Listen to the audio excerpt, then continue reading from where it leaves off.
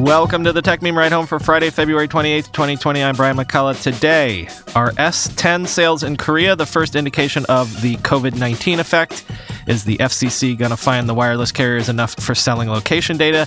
Is Apple going to release an iPad Pro with a Trackpad, a hybrid scooter/tiny car? And of course, the weekend long read suggestions. Here's what you missed today in the world of tech. Look, we can't escape coronavirus news this week, and we just need to make our peace with that, I guess. Amazon says it has barred more than 1 million products from being sold on its platform in recent weeks because those products had either inaccurately claimed to cure COVID-19 or defend against it. Quote, Amazon also removed tens of thousands of deals from merchants that it said attempted to price gouge customers.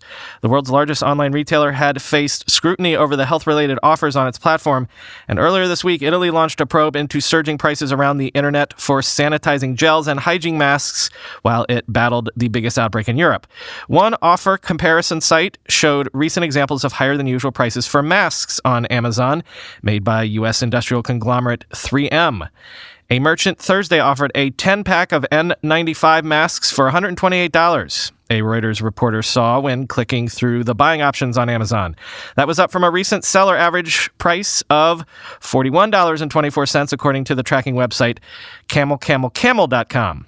The item was no longer available in a check later in the day. A 2-pack respirator was offered new at $24.99 earlier this week by a third-party seller, up from a recent average of $6.65 when sold by Amazon, the price-following site showed, end quote. But on a much more economic tip, these are the sorts of stories that I'm watching out for.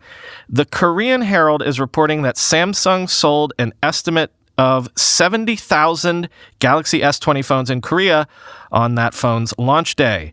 But that represents around a 50% decrease in launch day numbers from last year. Quote, the Galaxy S10 series sold 140,000 units on its first day, while the Galaxy Note 10 smartphones shifted 220,000 units when they were launched in August.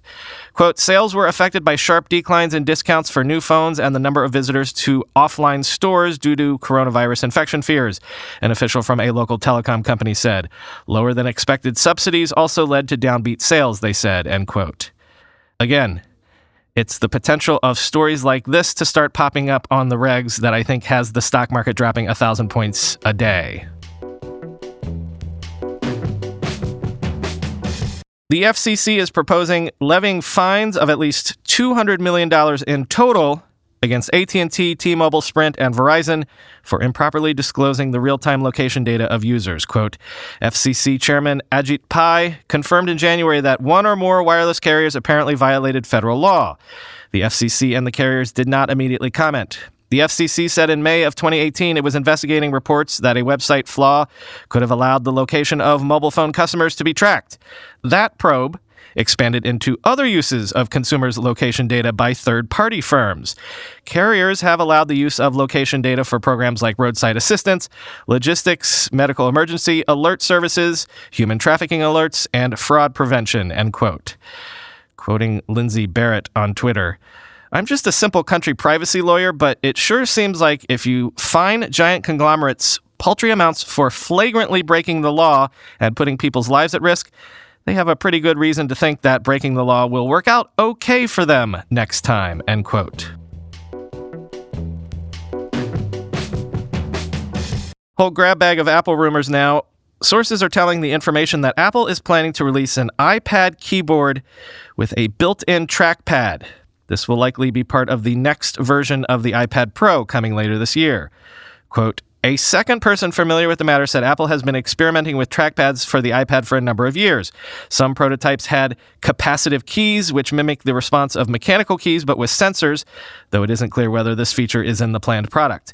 Apple has previously filed and won patents for iPad keyboards that have keys with capacitive sensors and that can accept trackpad gestures. The first person said the iPad keyboard will be made of materials similar to those in Apple's current Smart Keyboard Folio for the iPad Pro, which makes heavy use of fabric, end quote. And then, Dan Morin at Macworld says that an iPhone with no ports whatsoever might be coming sooner than you would think. Quote, one of the biggest reasons given on why Apple can't go entirely portless on the iPhone, was the need to fall back to a hardware connection in the eventuality that a device is bricked and needs to be restored. However, the iOS 13.4 beta released just this week contains references to a hidden OS recovery mode that appears to be designed to work wirelessly. That's not entirely surprising. Macs have long had an internet-based recovery mode. After all, we live in an era where computers no longer contain disk drives and Apple doesn't disseminate its software updates on physical media. So why couldn't an iPhone follow that example? The beta code makes it seem as though this OS recovery feature would be available on other devices as well, such as the iPad, Apple Watch, and HomePod. Given the latter two, which, as already mentioned, don't have any ports, that would seem to be an aid for troubleshooting these products also, end quote. And, of course, if Apple were to push hard to get everyone to adopt wireless charging as their default expectation, then no ports would be necessary at all, right? This is all pushing us toward that imagined platonic ideal of just a giant slab of glass. But that is still problematic technically because of the cameras. In 9to5Mac, Ben Lovejoy writes about the Apex 2020 from Vivo, which has put its 16-megapixel selfie camera inside the display, right under the glass, thus obviating the need for a notch. But apparently this requires some hardware chicanery to get rid of haze effects caused by the glass overlay. So according to Ben, quote, "Given the high premium Apple places on camera quality, that's the sort of compromise the company isn't going to accept, even in the selfie camera. Plus, we also noted last time, Apple's notch doesn't simply contain a camera. Altogether, there are 8 pieces of technology in the notch. From left to right, infrared camera, flood illuminator, proximity sensor, ambient light sensor, speaker, microphone, front-facing camera, dot projector. All will eventually be solved one way or another, but we still shouldn't expect a truly notchless iPhone anytime soon," end quote. French car maker Citroën has launched a new electric vehicle that I can kind of only just describe as a hybrid between a car and an electric scooter. It is a car. It has 4 wheels. It has a roof. It seats 2 people. But it has a 5.5 kilowatt-hour battery, can run 44 miles on a single charge, and you can recharge it by plugging it into any standard 220-volt outlet. It has a max speed of 28 miles per hour, so sort of like e-scooters designed for short urban commutes. And it's so small, it doesn't even require a license to operate. Plus, the ownership options sound very e-scootery, quoting Engadget. Citroën has various purchasing options to choose from if you're interested. You can pay €20, around $22 per month, for a long-term rental of 2 years, if you make an initial payment of €2,644. Though you can also buy one outright for €6,000. In case you want to try it out first before buying, you'd also be able to rent one from the free-to-move car sharing service in Europe for around 26 cents or 29 cents US per minute.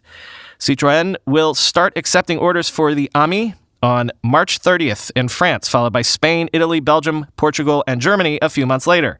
The first deliveries are expected to arrive to French buyers in June, end quote. If this were available in the States and I had a garage, I would seriously consider this, because the only thing that really hampers my e-scooter commute right now is weather. Time for the weekend long read suggestions. And first up, a profile of a fintech company that I know we've never talked about before. Monzo, whose bright pink cards are becoming ubiquitous among certain millennials in London. Monzo was founded by Tom Bloomfield, a native Brit who caught the startup bug by going through Y Combinator, but also working at a startup called Go Cardless, an online payment processor in the direct debit space. I'm actually, though, going to post 2 profiles of Bloomfield, one from CNBC and the other from The Guardian. So one from the States and one from Britain, because I thought it was interesting the contrast in tone between the 2 pieces. Guess which is which. Quote, "But before he started Monzo, Bloomfield was in Silicon Valley at the startup accelerator Y Combinator, setting up a different fintech or financial technology business called Go Cardless with 2 college friends. I went to Y Combinator through that company and got to know the team there relatively well," Bloomfield recalls in an interview. "Y Combinator really shaped my experience. The sheer, quote, optimism and ambition that embodied the culture of the Valley was, quote, infectious, he says. Investors there would welcome wild ideas like that of starting a bank from scratch, end quote. And then here's the other piece.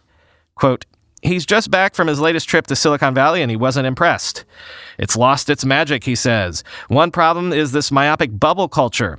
You go to a party in San Francisco and everyone's pitching VCs or talking about their cryptocurrencies.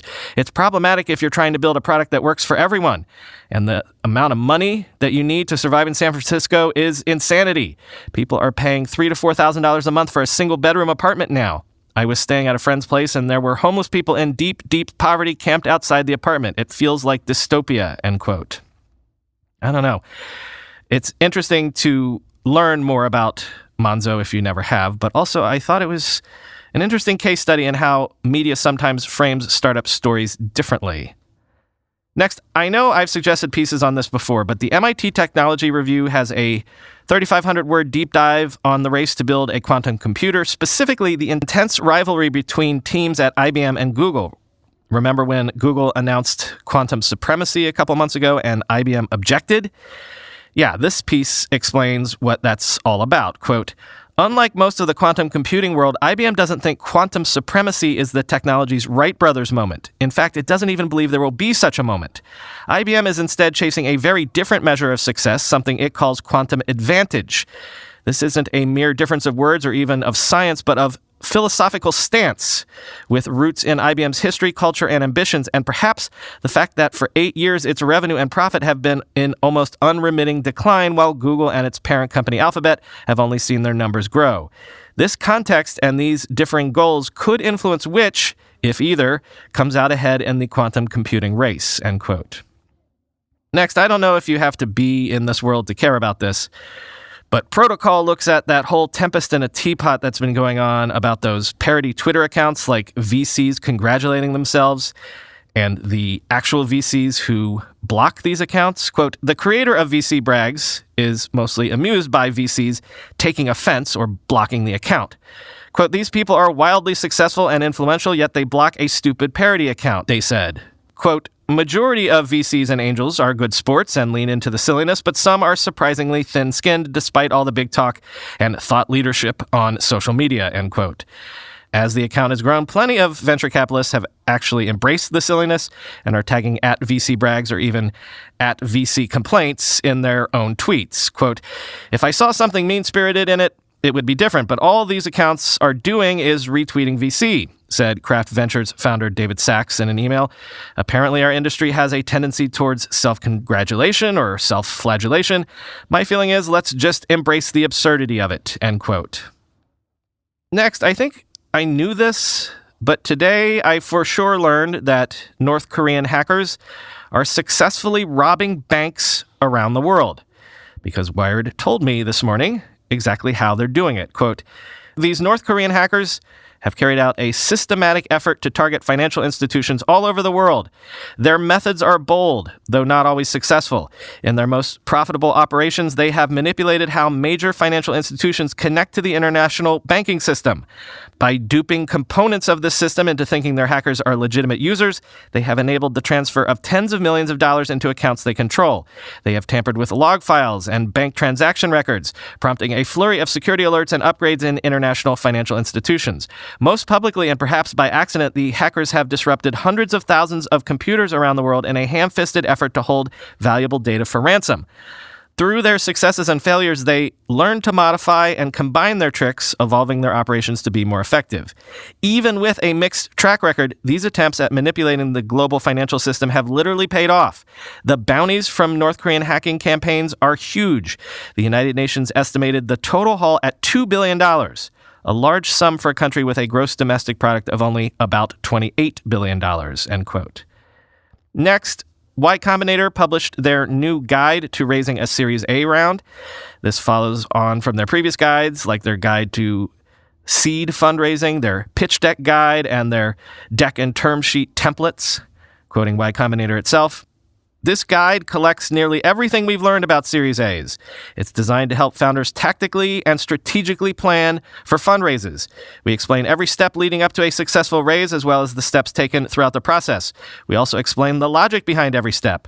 Along the way, we outline the expectations, incentives, and rough thought processes of the investors involved, so founders feel less mystified. For instance, we learned that founders on average have to meet with 30 investors to produce a single term sheet. Founders who take preemptive offers take 1.4% more dilution for less money than those who run processes. Benchmarks are almost meaningless. We've seen A's for SaaS companies with $200K in annual recurring revenue and with $9 million in ARR. The guide isn't a book of magic. There's no guarantee that following it will lead to a successful raise. However, we have seen that companies that follow the guide have little fear about the process of raising an A. They know what they're doing and make fewer mistakes, end quote. And finally, like those stories about all the money still being made from people with old AOL accounts that they've never canceled and still pay for every month, we have from Business Week a story that is worth returning to every now and again. Printing is not dead. Business Week looks at the $35 billion fight between Xerox and HP over ink cartridges. No weekend bonus episodes this weekend. I'm just gonna spend the weekend again playing Mario Kart with my kids as much as possible. Though we are hosting a Leap Day party tomorrow. Happy Leap Day, everybody. Talk to you on Monday.